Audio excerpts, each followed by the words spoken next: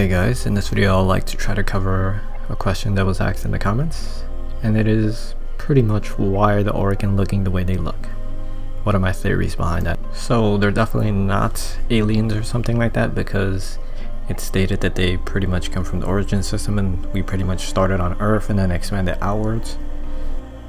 Besides the man in the wall, there are really no known life forms that started somewhere else. Everything was either started from Earth, unless I'm mistaken, or genetically altered and put on a new planet but genetically altered to survive that environment.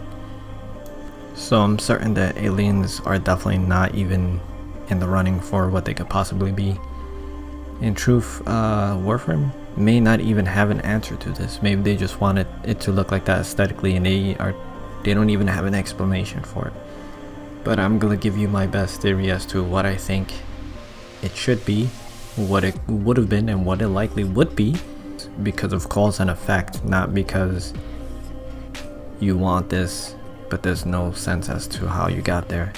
So my theory is really simple, and you're gonna see it sounds dumb. I'm not gonna lie, it probably sounds dumb to you, but it is so likely if you just hear me out here. So the orokin are super pretentious. They try to look holier than thou and godly, divine. They always try to give off this image and this feeling and this aesthetics to them in everything they do. So this is not below them. This is totally in their characteristics. And what is it that I'm gonna say? It is colloidal silver. And I know that may sound really stupid straight off the bat because you don't have any context. So hear me out and let me give you some context. So first, what exactly is colloidal silver? So colloidal silver is when you electrically charge silver so it gets ionized, and basically if you consume that, it runs through your system and it's able to basically kill everything, every kind of germ and stuff like this. It's pretty damn strong. However, don't think that this is some kind of super thing that you should be consuming all the time, all day, and it's just gonna keep you alive infinitely. I mean, it would keep you pretty damn healthy if you was able to consume it every day.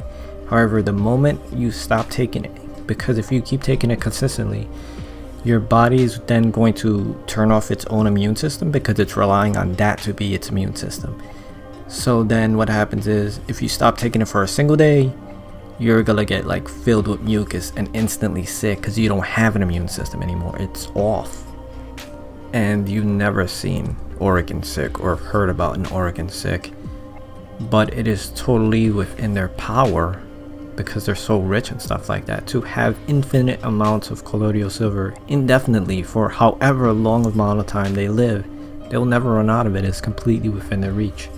Oh, I didn't even mention why I said colloidal silver in the first place, which is pretty damn hilarious on my part, but my fault.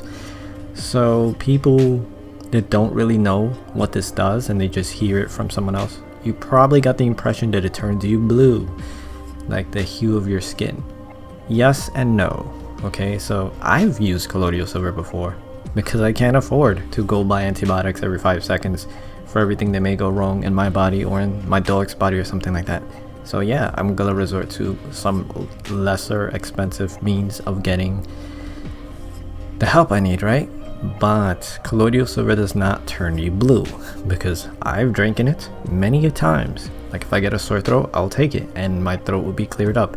However, I don't rely on it every single day. I don't drink cups of water all day. It's not put in my coffee. It's not, I don't bathe in it. But how can you turn blue? If you were to do something like this, if you take large, like if the majority of the water in your body is colloidal fucking silver, your skin is absolutely gonna turn blue. The hue of your body is going to be blue, as well as your eyesight. Your night vision is gonna decrease because there is literally silver inside of your eye. It's gonna run through all of your body system. It's running through your blood. And you're blue because the silver is basically reflecting light inside of your skin. So it's giving you this kind of bluish gray hue depending on what kind of light you're in. which is completely in line with how the orokin look. And you're thinking, this sounded dumb before? Probably, but orokin bathing in silver ionized water. Does that sound like a stretch? These people that are obsessed with the perfect white silk and golden everything and marble flooring, you really think that they're not gonna bathe in something like silver ionized water? They're obsessed with looking higher than now. Of course they would take this path. Not only like, oh, I bathe in silver kind of shit, but it's like, because of that, I have this blue hue.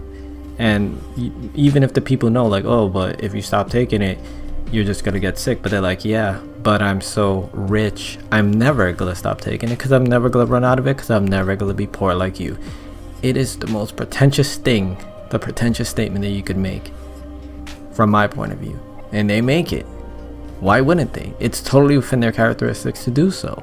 So I'm thinking they do so. And real quick, you may be thinking, but I just said that it's inexpensive. Yeah, but if you're bathing in that amount of water, silver water per day, that's not gonna be inexpensive anymore. That's now gonna be extremely expensive to have that amount of it every day. That's a lot. And if you're thinking all of this is still a stretch, then you probably don't know that like super rich people actually consume things like gold inside of their food. There's places where you could get like gold covered food toppings, or like this sparkly water and it has like golden particles in it floating around. Why do you do? Gold doesn't even do this. Silver at least gives you the effect of increasing your immune system for a bit while it's in you, but gold doesn't do shit for you. It's just a statement like, ha, I'm so rich, I could just eat gold and shit it out, cause who cares, it means nothing to me, while you guys would dig through my shit for the gold. That is the statement. That is how pretentious that is to consume it. So you think the orokin wouldn't do this? Of course they would do this. Of course they would. So now you see that colloidal silver could be the cause and the effect of it, and now you see that they actually have motive to use it like this. So it's completely possible. But what about their physical attributes? So despite this not really making sense to me, I'm sure it makes sense in Warframe to them. So what I'm thinking is them having an extremely freakishly long stretched out arm is lustful to them. It is desirable to them. That's why they do it, because it is something to show off, something to like, oh, look at this sexy piece of myself, which looks completely disgusting to me, but it's a different world for them. Like people in our world, some people are obsessed with feet, and if I look at a foot, I'm probably gonna hurl. So to each his own. And how did they do this? Remember, they can terraform planets, for crying out loud. They genetically altered and biologically altered all kind of life forms. Warframes, Umbra were created by an orokin. This is within their grasp to modify their body like this. They completely did modify their body like this. I'm sure they said it somewhere. The question as to why they did it, I think it's because it's desirable. And if you think back to that scene where Margolis and Ballas were talking together, you were like in the background, she was like completely fixated, completely entranced with him. And at the time, there was only 3 possibilities that I could think of that could have been the cause of this. One was she was in lust with him, so she chose pecs before mechs, right? I heard a YouTuber say that. I had to mimic it. It was just such a good line.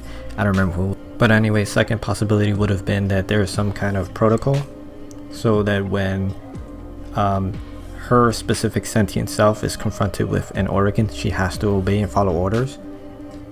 That's one thing I was thinking at the time, but the new war completely dismisses that argument, that possibility. So that can't even be the answer anymore. The third possibility is just that DE doesn't understand psychology, so they force the character to do something that's out of their characteristics, which Warframe does tend to do a lot of times. But is this the answer? I don't know. But I like to think personally that it is the first option, because then it all makes sense. They give themselves these long stretched out arms, which they could simply alter to not have long stretched out arms, but I think they do it on purpose. They purposely stretch out their arm. Why would they do this? Probably because it is desirable, or it's some kind of statement, like, I don't know, but it's trying to show the people they are not the same.